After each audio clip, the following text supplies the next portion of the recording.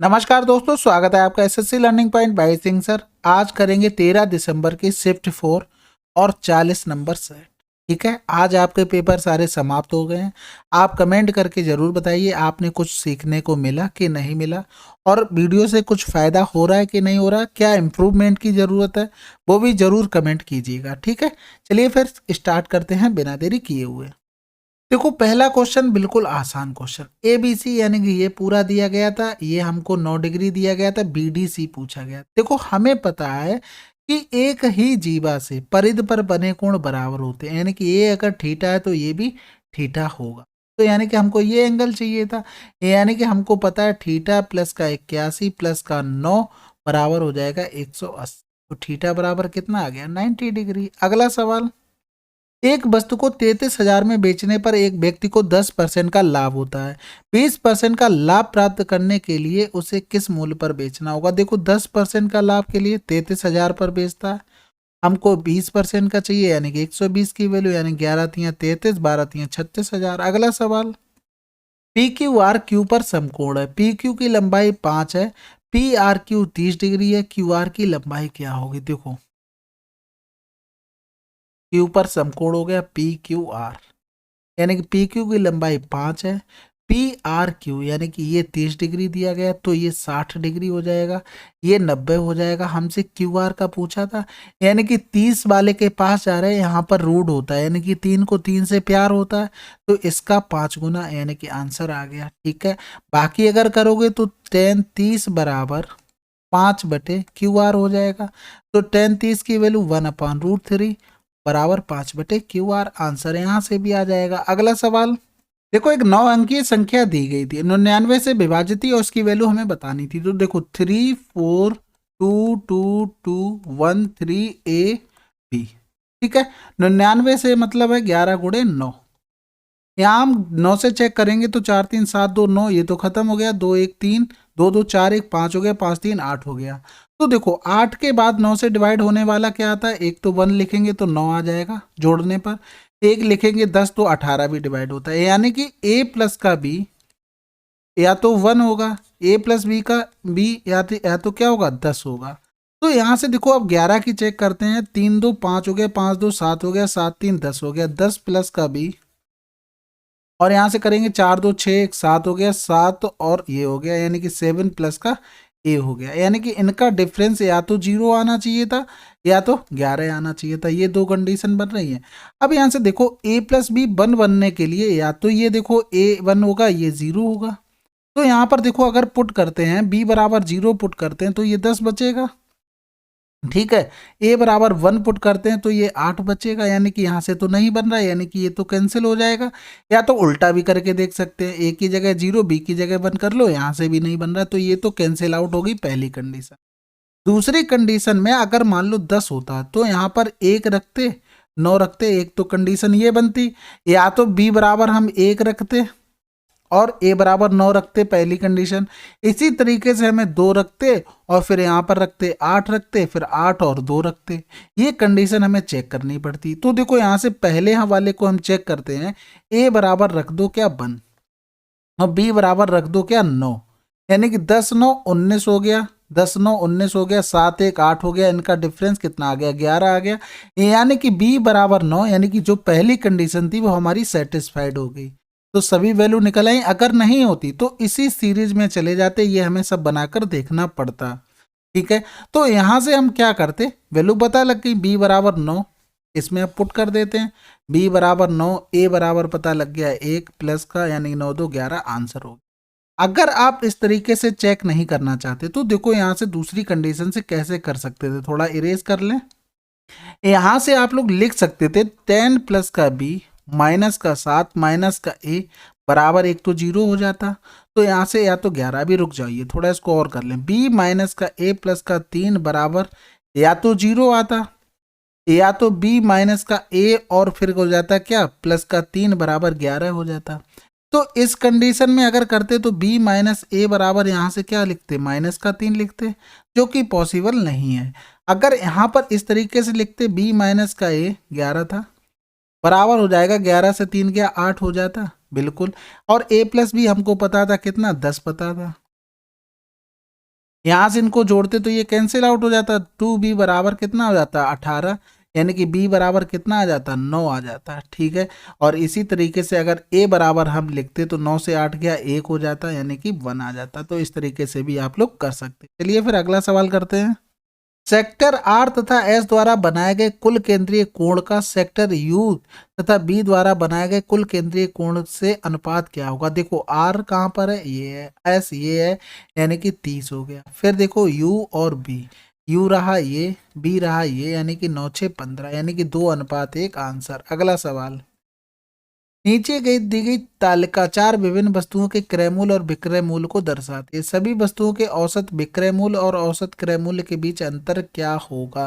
तो देखो जोड़ लो सबको, 0 हो गया, 5 चौको 20 हो गया, हाथ से लगा दो, 7 2 9 4 13 हो गया, 13 और 12 25 हो गया, बटा करना पड़ेगा 4। डिफरेंस करना है तो यहाँ से देखो ये 0 हो गया, फिर करेंगे 5 5 10 7 17, 17 और 9 26 हो गया, यहाँ से लगा 2 हो गया, 6 2 8 3 11 4 15 5 20 हो गया, बटे करना पड़ेगा 4, यानी कि यहाँ से 20 60 बटे 4 हो गया। डिफरेंस करेंगे तो 0 10 से 6 गया 4 हो गया, बचा कितना 4, बटे कर देंगे ये 110 आंसर। अगला सवाल, दी गई आकृति में के आई आई टी, यानी के आई कहाँ पर है ये है, और आई टी ये दोनों बराबर हैं। ई के ई टी बराबर है, ई और के और ई और टी ये बराबर है, ये कॉमन हो गई तो बिल्कुल ये तो क्या बन गया तुम्हारा सर्वांग सम बन गया, यानी कि ये दोनों एंगल भी बराबर होंगे। टी ई आई पूछा गया था, टी और ई आई, यानी कहाँ लिखा है भाई, टी ई आई दिख नहीं रहा भैया, ये पूछा गया था।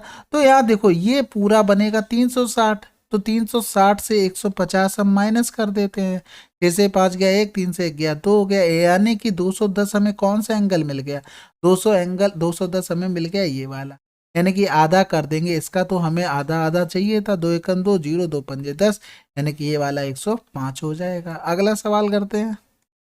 साधारण ब्याज पर उधार दी गई एक निश्चित राशि 2 वर्षों में इतनी, 4 वर्षों में इतनी, वार्षिक दर कितनी होगी। तो देखो यहाँ से 4 में 16 हो गई, 2 में कितनी हो गई 1200 हो गई, इनका डिफरेंस करेंगे तो 2 साल में ब्याज कितना मिल गया 400 रुपये मिल गया, 1 साल में 200 रुपये का मिलता ब्याज, यानी कि 2 साल में 400 मिला, तो 1200 से अगर 400 ब्याज घटा देंगे तो हमारा 800 रुपये क्या आ गया, हमारा 800 रुपये प्रिंसिपल आ गया, यानी कि 800 पर 1 वर्ष का ब्याज लगाएंगे, रेट 8%, 1 वर्ष का ब्याज 200 है, 0 से 0 चला गया, यहाँ से करेंगे 8 दूनी 16 8 पन्ने 40, रेट आ गई 25%। अगला सवाल, ए बराबर -12, बी बराबर -6, सी बराबर 18, इसकी वैल्यू निकाल ली थी, यानी कि माइनस का 12 गुड़े माइनस का 6 गुड़े माइनस माइनस क्यों प्लस का 18 गुड़े 2/9, ठीक है। 9 दूनी 18 हो गया, 2 दूनी 4 हो गया, 12 चौक 48 हो गया, गुणा 6 कर देंगे, 6 6 48 का 8, हाथ से लगा 4, 6 चौक 24 और 4 28, प्लस का आ जाएगा क्योंकि माइनस माइनस प्लस हो गया। अगला सवाल, देखो ये आकृति दी गई थी और इसका हमें एरिया बताना था, और 6 इकाई वाला समबाहु त्रिभुज था, ठीक है। अब 6 इकाई का था, यानी कि अगर पूरे त्रिभुज का एरिया निकालते तो 2 अगर होती भुजा तो √3 एरिया, यहाँ पर 6 हो रही, कै गुना हो रहा था 3 गुना, तो एरिया 3 का 9 √3 हो जाता। अब हमें क्या चाहिए था आधे का, तो बटे 2 कर दिया, हमें आधे का मिल गया, यानी कि ये पूरा मिल गया। अब ये वाला हिस्सा अगर हम हटा दें तो हमारा काम हो जाएगा, ये 90 डिग्री बना रहा है, और रेडियस कितनी है, यहाँ से देखो कहाँ गया, 1 इकाई वाला वृत्त त्रिभुज का बना हुआ है, यानी कि 90 डिग्री बन रहा है, यानी कि यहाँ से खंड का एरिया निकालेंगे, पाई आर स्क्वायर थीटा अपॉन 360, पाई की वैल्यू हो गई 22/7, आर की वैल्यू 1 हो गई, थीटा की वैल्यू 90 हो गई, बटे 360 हो गई, यहाँ से काट देंगे तो 2 दूनी 4 हो गया, यानी कि 11/7 दूनी 14 हो गया, यानी कि यहाँ से 9 √3 बटे 2 माइनस का 11/14, ये ले लेंगे यहाँ से, बिल्कुल माइनस कर दिया, तो यहाँ से 1/2 ले लेते हैं कॉमन, तो 9 √3 माइनस का 11/7 हमारा आंसर आ जाएगा। अगला सवाल, पी क्यू एल्यूमिनियम और कॉपर की दो मिश्र धातु हैं, पी और क्यू में एल्यूमिनियम और कॉपर का अनुपात इतना इतना है, यदि मिश्र धातु पी और क्यू को 1:3 के अनुपात में मिलाकर एक तीसरी मिश्र धातु बनाई जाती है तो एल्युमिनियम तीसरी मिश्र धातु में कॉपर का कितना % होगी। तो देखो P और Q, ठीक है, 5:11, ठीक है, Q को नीचे लिख लेते हैं 3:5, इनको जोड़ेंगे तो 11 5 हो गया कितना 16, 5 3 8 हो गया। पहले तो इन दोनों को कर लेते हैं बराबर। बराबर करने के लिए इसमें हमने कर दिया 2 का गुणा, ठीक है। फिर 1:3 में मिलाएगी यानी कि 1:3 हो गया। यानी कि अब नया रेशियो 3 दूनी 6 करेंगे तो ये 6 तियां 18, 6 पंजे 30 हो गया। ये अपना उसी हिसाब से 5:11 आ रहा।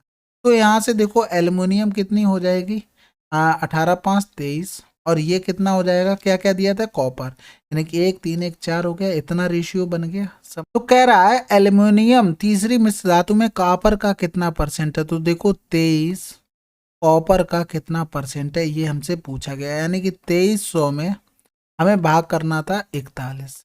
तो यहाँ से करेंगे तो देखो सबसे बड़ा 6 है, 6 चौक 24, 23 से ज़्यादा हो गया ये तो कट जाएगा। फिर 5, 5 चौको 20, 5 बार जा सकता था, 5 एकम 5 हो गया, 5 चौको 20, 10 से 5 गया 5, यहाँ बचा कितना 2, फिर उतारा लिया 0। फिर देखो यानी कि ये तो चला गया यहाँ से 48 भी, यानी कि या तो 2 बार जाएगा या तो 6 बार जाएगा। 2 बार करेंगे 4 दूनी 8 हो रहा, 6 बार करेंगे 6 चौक 24, यानी कि 6 बार भाग जाएगा। आंसर आ गया। अगला सवाल, क्रिकेट की 9 पारियों में एक बल्लेबाजी का औसत इतना रन है, 61 का औसत स्कोर प्राप्त करने के लिए उसे 10वीं पारी में कितने रन बनाने होंगे। तो देखो 3 बढ़ रहा है यानी कि 58 से ज़्यादा, यानी कि 3 बढ़ाना होगा किसमें, 10 पारियों में, यानी कि 30 रन एक्स्ट्रा बनाने होंगे। तो 8 हो जाएगा और 5 और 3 8 हो जाएगा, यानी कि 88 रन। ठीक है, अगला सवाल करते हैं। कंपनी एच तथा एफ के बिक्री कारोबार में क्या अंतर है। कंपनी एच तथा एफ में कितना अंतर आ रहा भाई, 70 एक जगह से 170। आंसर। अगला सवाल, ओ एक समबाहु त्रिभुज के अभ्यंतर में एक बिंदु है, ओ भुजाओं की लंबवत दूरी इतनी, त्रिभुज का परिमाप क्या होगा। तो देखो अगर यहाँ से परिमाप तुम्हें लंबवत दूरियां दी जाएं तो यहाँ से अगर हाइट निकालेंगे समबाहु त्रिभुज की जो क्या होती है √3/2a, तो वो क्या होता है P1 प्लस का P2 प्लस का P3। ये डायरेक्ट फार्मूला है, इसको नोट डाउन करके रखना। तो इन तीनों को जोड़ेंगे 5 2 7 1 8 हो गया, यानी कि 8√3 लिखेंगे। ये तो कैंसिल आउट हो गया, तो साइड कितनी आ गई, 8 दूनी 16 आ गई।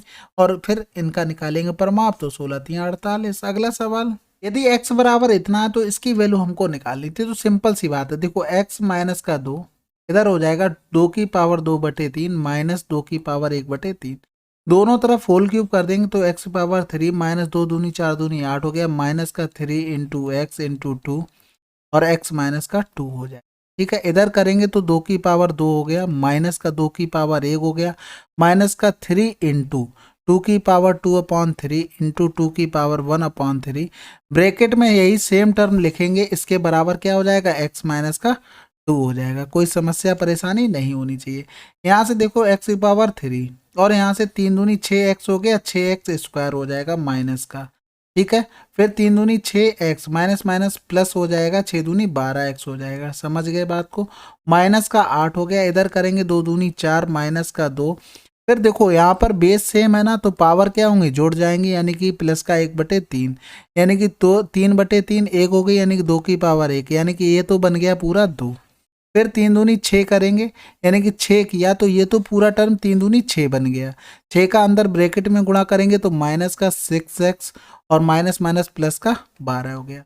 ये 6x इधर आ जाएगा, यानी कि इधर आएगा तो x की पावर 3 माइनस का 6x²। फिर इधर करेंगे तो 12 और 6 18x। ठीक है, फिर इधर से 4 से 2 गया, कितना बचा, 2 बचा। फिर प्लस का 12 था, 12 और 2 कितना हो गया, 14 हो गया। 8 इधर चला जाएगा, प्लस का 8, आंसर क्या आ गया, 22। अगला सवाल करते हैं।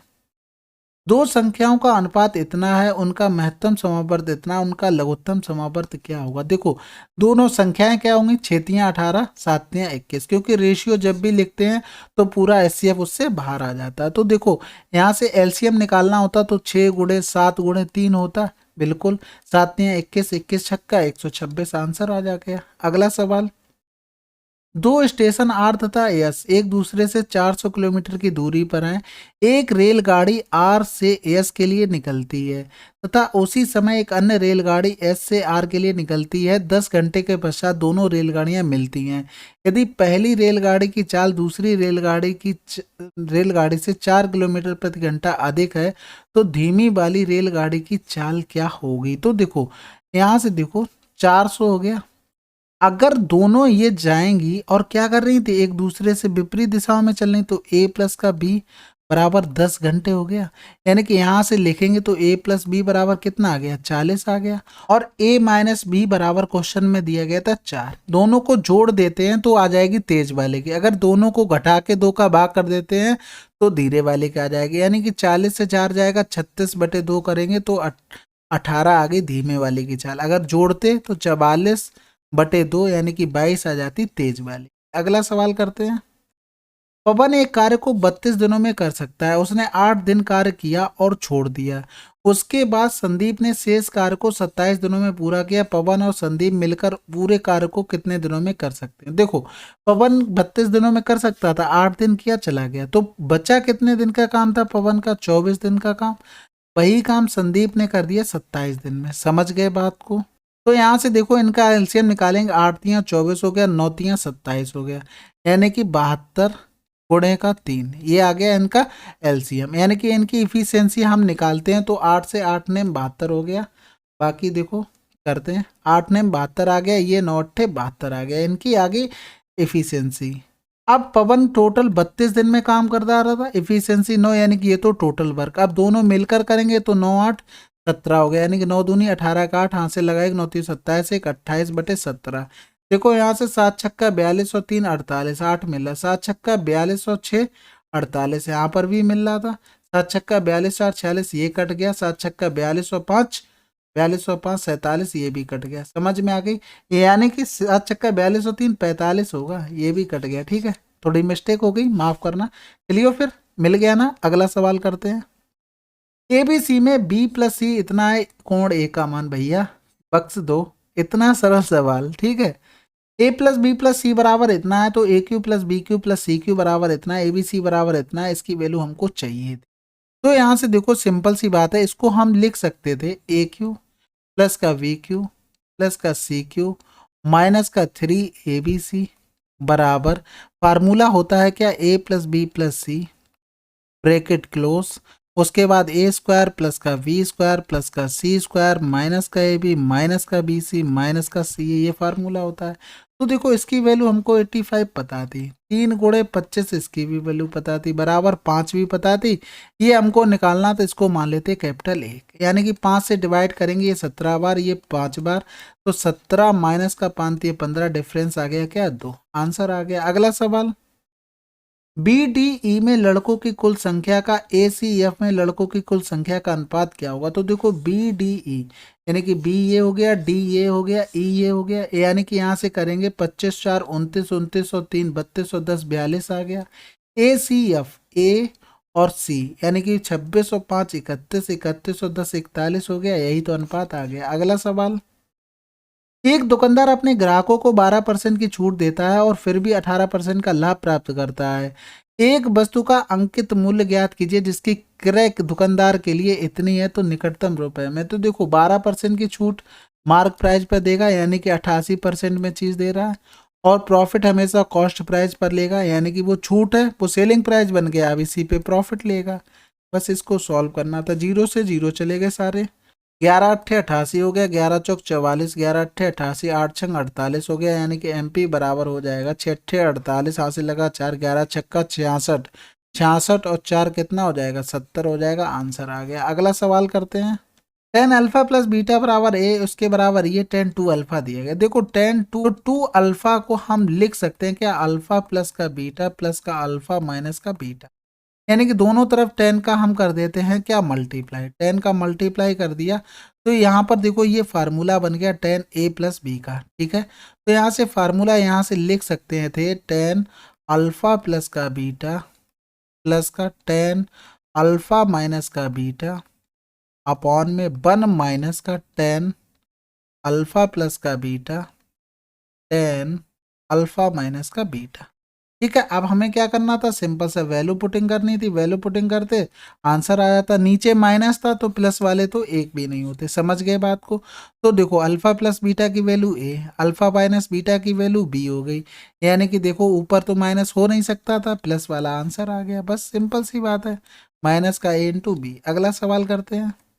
25 और 225 के बीच मध्यानुपाती क्या होगा? 75 होगा। देखो यहाँ से 25 ने मैं 225 लिख सकते थे, यानी 25 बाहर आ गया, उधर से 3 बाहर आ गया, 25 3 75, क्योंकि ए और बी का मध्यानुपाती होता है रूट ए। अगला सवाल, यदि ए एक न्यून कोण है तो निम्न का सरलीकरण रूप क्या होगा?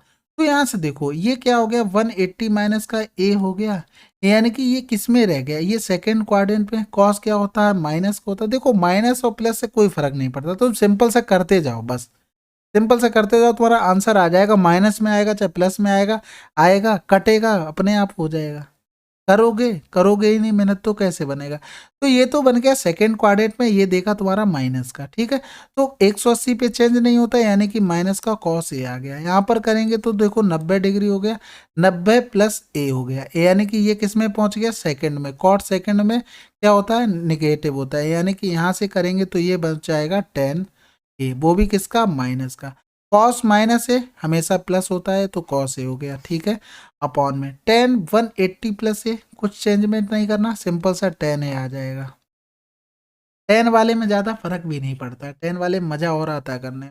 तो यहाँ से देखो 2 ने में 18 9 27, 270 प्लस का ए हो गया, 270 प्लस ए का मतलब हो गया फोर्थ में पहुंच गया। फोर्थ में पहुंच गया, फोर्थ में 10 होता है क्या? ऋणात्मक होता है, तो 270 चेंज होगा यहाँ पर, यानी कि कॉट आ जाएगा। कॉट किसका आ जाएगा? ए माइनस का आ जाएगा। फिर यहाँ से करेंगे 2 पाई, 2 पाई का मतलब हो गया 18 दूनी 36, यानी कि 360 माइनस है, यानी कि ये भी माइनस दे देगा। माइनस देगा तो देखो 360 चेंज होगा? बिल्कुल चेंज नहीं होगा, तो ये क्या देगा? साइन ए देगा, ठीक है।